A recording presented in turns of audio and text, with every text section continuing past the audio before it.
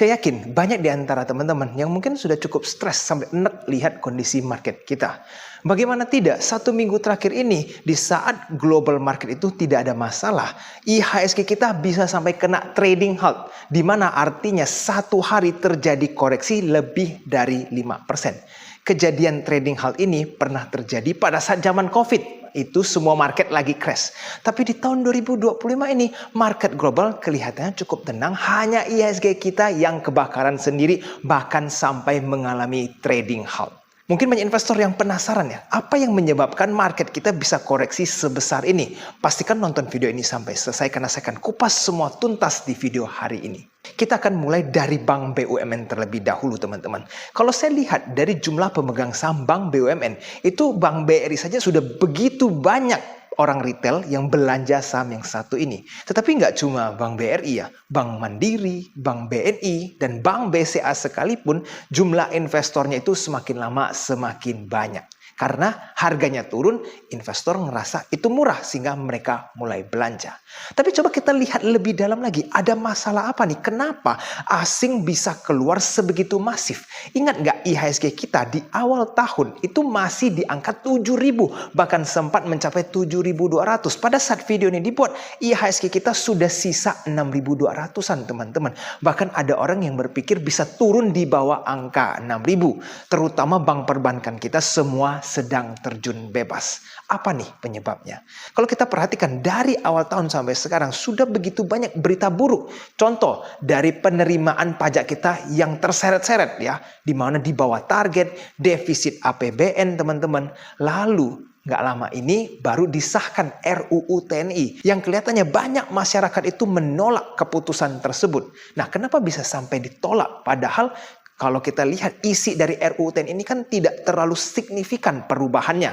Nah, jadi salah satunya adalah mereka tidak kepingin bahwa pemerintahan itu dipimpin atau posisinya itu diisi oleh TNI, yaitu sifatnya militer. Dan sedangkan orang-orang zaman dulu itu sudah pernah mengalami yang namanya Orde Baru, di mana militer itu mempunyai begitu besar kuasa di pemerintahan, itu tidak diinginkan oleh masyarakat terulang lagi di era pemerintahan sekarang. Itu kenapa banyak yang menolak RUU tersebut. Tetapi kelihatannya asing juga tidak setuju dengan keputusan tersebut. Sampai detik ini, asing terus khawatir dengan kondisi di Indonesia dan mereka terus mengurangi bobot. Banyak yang berspekulasi bahwa alasan BRI bisa longsor, mereka itu banyak kena kredit macet oleh UMKM. Sehingga BRI koreksi dan perusahaan perbankan lainnya masih baik-baik saja. Jadi 2-3 bulan yang lalu kan BRI terjun bebas terlebih dahulu. Nah, sekarang semuanya ngikut teman-teman. Bank BNI kena, Bank Mandiri juga longsornya sampai di downgrade. Dan BCA juga koreksi, bahkan hari Jumat kemarin 5%-an dalam 1 hari ya teman-teman. Ini kan ngeri sekali. Asing juga buang BCA sebegitu besar. Nah, jadi faktornya apa nih yang membuat nggak cuma di Bank BUMN, tetapi bank swasta ikut-ikutan terjadi koreksi begitu masif. Saya akan mulai fokus dari Bank BUMN terlebih dahulu teman-teman, karena banyak sekali nih investor di Bank BUMN dan teman-teman wajib tahu, karena teman-teman harus mengerti kenapa teman-teman beli perusahaan ini. Kalau kita lihat BUMN ini problem kedepannya adalah dari kebijakan pemerintah. Ada 2 poin yang perlu kita perhatikan. Pertama yaitu adalah program 3 juta rumah. Teman-teman kalau lihat program 3 juta rumah ini diminta oleh pemerintahan supaya dibantu oleh Bank Himbara atau Bank BUMN untuk pendanaannya. Artinya profit dari Bank BUMN ini bisa saja tergerus untuk beberapa tahun ke depan. Kalau kita hitung secara kasar, anggap satu rumah itu biayanya 250 juta. Dikalikan dengan 3 juta, itu jumlahnya 750 triliun teman-teman. Uang itu masif sekali. Nah, ini artinya profit ke depannya Bank BUMN ini bisa terkuras cukup banyak karena program 3 juta rumah ini. Tetapi ada poin yang kedua teman-teman. Pemerintahan juga ingin membuat koperasi desa Merah Putih dan diminta Bank Himbara untuk mendanai lagi koperasi tersebut. Kalau kita perhatikan, dana yang dibutuhkan mencapai 350 triliun. Nah, Syukur-syukur nih kalau program 3 juta rumahnya jalan dengan baik, sistem koperasinya yang di desa juga berjalan dan dimonitor dengan baik. Tapi bagaimana kalau progresnya itu ada masalah di tengah? Contoh seperti IKN kita, 2 tahun yang lalu pemerintah itu sebegitu fokusnya untuk program IKN. Semua dikasih insentif untuk pindah, IKN dikejar begitu cepat supaya bisa upacara di tahun 2024 kemarin kan. Tapi di tahun 2025 ini sangat slow down, bahkan anggaran dipangkas dan seterusnya. Nah, kalau program 3 juta rumah ini pada saat berjalan di pertengahan itu mulai berhenti ya karena fokusnya juga berubah, itu yang akan menjadi problem. Begitu juga dengan koperasi. Kalau misalkan tidak dimonitor dengan baik, akhirnya banyak yang terjadi gagal bayar di koperasi tersebut. Nasib Bank Himbara yang mendanai proyek tersebut bagaimana ke depannya? Nah, itu adalah sesuatu yang harus teman-teman hitung-hitungan profitnya ke depannya seperti apa. Jadi kalau teman-teman investor sekarang yang belanja hanya dengan melihat dividen tahun 2024, 2023 teman-teman gunakan itu sebagai referensi, harus hati-hati karena kedepannya bisa saja dividen per sahamnya akan turun cukup besar gara-gara proyek yang harus mereka danai ini. Dan kalau saya lihat, asing juga melihat kondisi pemerintahan kita sekarang yang cukup tidak stabil. Apalagi dengan bentuknya Danantara. Apa nih maksudnya? Teman-teman mungkin sudah ngerti ya, Danantara itu dibangun dan akan berjalan di tahun 2025 yang sifatnya itu akan berinvestasi menjadi sovereign wealth fund. Nah sekarang problem yang muncul adalah kalau tahun-tahun sebelumnya dividen dari bank BUMN itu akan disetor ke dalam kas negara yang akhirnya akan digunakan sebagai anggaran pembelanjaan. Sekarang dividen tersebut pindah ke Danantara dulu, dikelola lalu digunakan sebagai investasi. Nah kita nggak tahu nih Danantara ini detail investment roadmap-nya itu seperti apa. Untuk gambaran kasarnya mungkin ada. Contohnya seperti mereka ingin berinvestasi di renewable energy dan beberapa proyek lainnya. Kalau renewable energy aja sekarang pemerintahan Amerika itu agak slow down. Kenapa kita justru fokus ke sana? Return on investment kan masih cukup lama. Kita punya negara tidak bisa merasakan benefit dari investment itu dalam waktu dekat ini. Ditambah pemerintahan harus mencari dana baru nih untuk menggantikan uang yang awalnya disetor ke kas negara sekarang masuknya ke dalam Danantara. Tetapi tidak berhenti di situ teman-teman. Ada potensial problem selanjutnya. Kita lihat pemerintahan itu kan setiap 5 tahun kita akan voting kembali kan. Nah Danantara ini sekarang sudah dibentuk dan akan dibawa atau under presiden secara langsung. Nah bagaimana kalau pemerintahan kita 5 tahun lagi ganti teman-teman? Danantara kita akan dipimpin sama presiden yang kita nggak tahu kredibilitasnya. Atau dari tingkat integritas presiden selanjutnya. Ya siapa tahu memang kalau presiden kita yang kali ini sampai 2 periode Danantara akan secure. Artinya 10 tahun akan dikelola oleh satu orang yang sama. Tapi kalau sampai terjadi pergantian presiden, akan ada begitu banyak perubahan. Danantara ini akan bagaimana nih roadmap ke depannya. Jangan sampai seperti kayak Malaysia, di mana nanti banyak kepentingan politik di dalam, akhirnya uangnya nggak tahu nih mau dipindahkan kemana-mana. Sehingga proyek-proyeknya banyak yang bergantian, akhirnya returnnya nggak dapat-dapat karena terus-terusan berpindah. Nah, itu sudah terjadi di Malaysia. Jangan sampai di Indonesia itu kejadian juga. Makanya Danantara ini harus dikawal dengan baik. Kelihatannya dana asing ini cukup ragu nih. Ini bagaimana kondisi ke depannya Indonesia. Makanya mereka terus mengurangi bobot, teman-teman. Nah, sejauh ini kan itu kelihatannya problemnya di bank BUMN. Tetapi kenapa sekarang giliran BCA yang adalah bank swasta ikut-ikutan kandas, teman-teman, asing buang sampai triliunan. Nah mereka kelihatannya tidak terlalu nyaman dengan kondisi politik di Indonesia sekarang.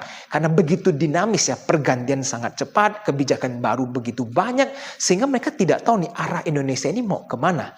Jadi mereka itu kan banyak fokus belanja di saham blue chip. Blue chip kita ini semakin lama kelihatannya semakin menipis yang ada fundamentalnya ya teman-teman ya. Nah BCA ini kan salah satu bank yang paling banyak dipegang oleh asing kan. Nah sekarang asing kalau mau ngurangin muatannya lagi ya mau nggak mau harus keluar dari BCA. Dan salah satu faktor yang membuat asing makin agresif berjualan di blue chip IHSG adalah mungkin baru-baru ini teman-teman sudah dengarkan RUU TNI sudah disahkan. Kayaknya baru nggak lama dibahas tiba-tiba sudah menjadi undang-undang. Dan kelihatannya masyarakat begitu banyak yang menolak dengan RUU TNI ini. Tapi yang perlu teman-teman ketahui adalah masyarakat ini nggak setuju karena mereka khawatir. Saya tidak akan bahas terlalu banyak tentang RUU TNI ya teman-teman. Karena kalau saya perhatikan untuk yang kali ini sih memang tidak terlalu banyak perubahannya. Tapi jangan sampai kalau ini disahkan nanti beberapa tahun tahun kemudian muncul lagi nih RUU TNI yang baru dan seterusnya, sehingga makin lama makin banyak porsi militer yang akan masuk ke pemerintahan. Itu yang dikhawatirkan. Lalu ada masalah apa lagi yang mungkin teman-teman belum ketahui? Kenapa perbankan bisa pada koreksi? Ada satu faktor juga yang banyak terlewati oleh para investor perbankan kita. Sudah pada lihat belum atau pelajari tentang loan to deposit ratio perbankan kita semua, BCA, Mandiri, BRI dan juga BNI. Kalau kita fokus di Bank BUMN terlebih dahulu, LDR atau loan to deposit ratio ini sudah terlalu besar sehingga likuiditas perbankan itu sudah semakin mepet, teman-teman. Uang yang didepositkan oleh masyarakat dan sudah terkreditkan itu sudah mencapai 90% lebih untuk Bank Mandiri, BRI sudah hampir 90%, BNI juga udah 90% lebih. Nah, jadi mereka itu untuk mendapatkan omset baru dari meminjamkan uang itu sudah semakin menipis. Karena mereka sudah nggak bisa lagi nih terus-terusan agresif meminjamkan uang karena uangnya sudah nggak ada nih. Loan deposit ratio sudah terlalu mepet. Nah, kalau teman-teman sadari suku bunga kita itu sudah tinggi terlalu lama. Makanya ekonomi kita kan nggak jalan, inflasi udah kecil bahkan sampai deflasi. Kalau ke depannya trennya kan pasti akan turun suku bunga. Apa yang akan terjadi kira-kira teman-teman? Kalau suku bunga turun, semakin banyak orang kan nggak mau melakukan deposito. Walaupun kelihatannya meminjam uang semakin gampang dengan bunga yang lebih rendah, tapi orang-orang juga akan keluar dari money market karena udah nggak ada result lagi atau imbal hasil yang menarik dalam deposito. Sehingga kalau uang dari deposito terus keluar, maka LDR-nya atau loan to deposit ratio ini akan semakin menipis. Nah, nanti buat teman-teman yang sudah bikin proyeksi ke depannya income bank berapa ya, itu harus lebih konservatif karena teman-teman harus mempertimbangkan itu semua. Suku bunga turun yang nanti potential growth-nya di dalam kondisi ekonomi seperti ini ya juga tertekan. Nah, kalau sudah kita perhatikan itu semua, mungkin dari beberapa teman-teman penonton ini juga banyak yang sudah pegang perbankan. Apa nih yang harus kita lakukan kok? Apakah teman-teman malah jadi panik setelah mendengar video ini? Tenang, teman-teman kalau beli saham ya atau berinvestasi itu kita harus jelas dulu, kita harus tahu apa yang kita lakukan. Jangan beli cuma karena lihat harganya turun berapa puluh persen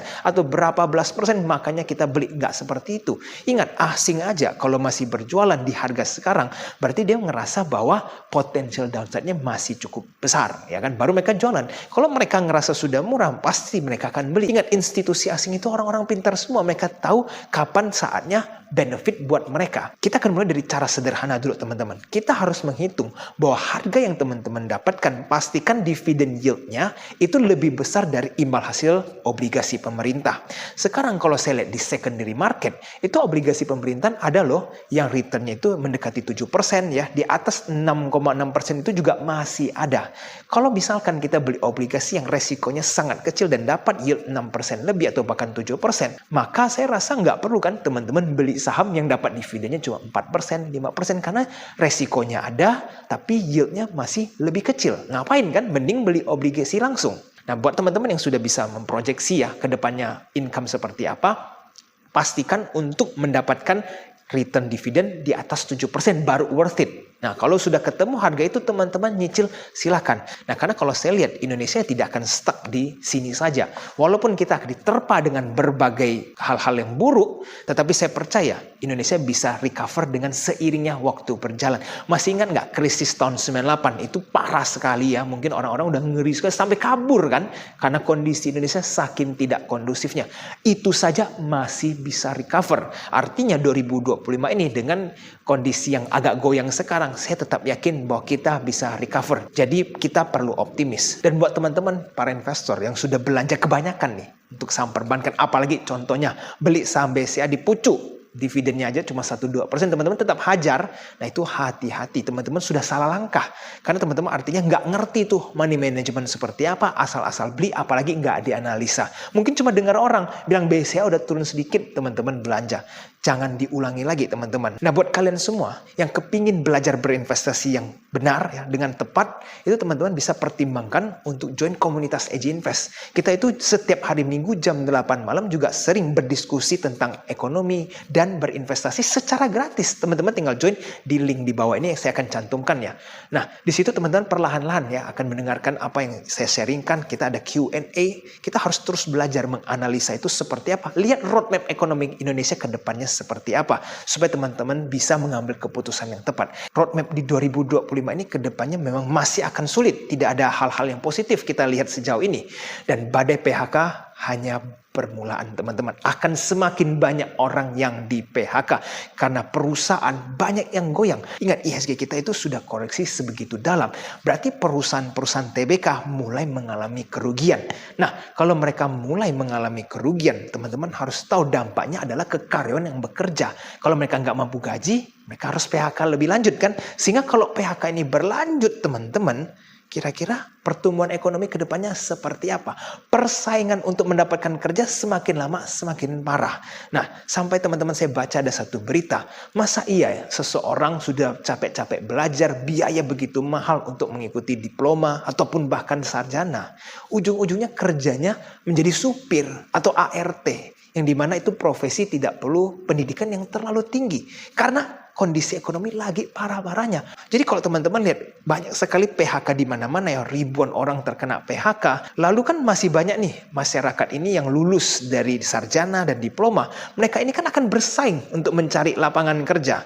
Kalau perusahaan-perusahaan TBK ini tidak merekrut orang baru ya, banyak perusahaan konglomerat yang mulai kolaps ataupun perampingan semua. Bagaimana nih nasib-nasib orang-orang yang tidak mendapatkan pekerjaan ini? Kalau pengangguran terlalu banyak, pasti pertumbuhan ekonomi kita akan mulai terseret. Dan pesan terakhir untuk teman-teman semua di tahun 2025, di era sekarang akan makin banyak nih muncul penipuan. Karena orang kalau sudah susah akan larinya ke nipu. Karena mereka sudah nggak bisa lagi cari uang secara halal. Lalu teman-teman akan muncul ya di sosmed itu seorang sosok yang menjanjikan teman-teman itu mendapatkan uang yang gampang ya, cepat kaya. Hati-hati, karena mereka akan justru mengambil duit teman-teman. Karena kalau kondisi ekonomi lagi susah, nggak ada tuh yang namanya gampang cari duit. Karena semuanya lagi susah. Jadi jangan kemakan dengan tipu muslihat mereka. Jadi pesan saya, yang punya duit jangan asal-asalan berinvestasi, apalagi trading di aset yang sangat berbahaya. Karena kalau teman-teman hilang, kalau 20 tahun yang lalu mungkin teman-teman mikir, saya tinggal kerja dapat duit lagi bisa recover, atau pembisnis, saya tinggal buka usaha paling beberapa bulan juga kembali. Ekonomi lagi susah. Kalau teman-teman yang pekerja sekarang nggak bisa cari kerja, lalu asal-asalan ya buang uang di money market atau di kripto, nggak jelas, nggak belajar, teman-teman asal-asalan, teman-teman habis nggak bisa dapat lagi loh. Apa mau teman-teman jadi gelandangan gitu kan, nggak ada uang. Lalu kalau teman-teman yang di middle class ya, punya usaha tapi bukan yang terlalu kaya, teman-teman jangan sampai kena makan nih investasi bodong. Teman-teman mikir, udah saya investasi di sini, returnnya berapa puluh persen atau berapa ratus persen dalam 1-2 tahun. Teman-teman ketipu nih. Lalu uang teman-teman tabungnya ditaruh ke situ, habis semua. Mau berekspansi di bisnis sekarang nggak gampang loh. Persaingan semakin lama semakin parah. Teman-teman belum tentu bisa mempertahankan bisnis yang ada sekarang. Jadi ingat, sebelum mengeluarkan uang secara agresif untuk hal-hal yang gak jelas, teman-teman harus lebih hati-hati. Teman-teman investasi di pengetahuan, knowledge di tahun 2025 ini penting sekali untuk memahami segala sesuatu dengan baik. Teman-teman harus melihat dari sudut pandang yang benar. Kalau teman-teman tidak berinvestasi di pengetahuan, teman-teman akan ketinggalan. Karena semua orang berebut-rebut, berusaha keras untuk terus mencari uang dengan peluang-peluang yang ada. Kalau teman-teman tidak belajar hal-hal baru, bagaimana teman-teman bisa menemukan peluang-peluang baru? Karena teman-teman sudah terlalu nyaman di zona kenyamanan teman-teman sekalian. Dan ingat, jangan asal-asalan spending. Berfoya-foya di era 2025 ini bukan saatnya. Berhemat-hematlah ya, belanja secukupnya. Dan teman-teman kalau mau menggunakan uang, belilah hal-hal yang perlu. Jangan sembarangan keluar uang karena kondisi lagi tidak baik-baik saja. Oke teman-teman, semoga video ini bisa bermanfaat. Share ke keluarga ataupun teman-teman lainnya agar mereka juga mendapatkan manfaat dari menonton video ini. Khususnya send video ini ke para investor perbankan yang ada di IHSG supaya mereka tahu strategi kedepannya dalam berinvestasi di saham-saham perbankan yang ada di Indonesia. Sampai jumpa di video selanjutnya. I'll see you again next time. Bye-bye. Saya lihat yang stres harga saham turun hanya beberapa orang di antara kalian. Marwar, siapa lagi itu? Tranggono, mana Tranggono? Tranggono. Oh, duduk sebelahan itu. Ini nih. Mana lagi ya? Kalau Budiman enggak, Budiman tenang aja karena enggak punya saham dia.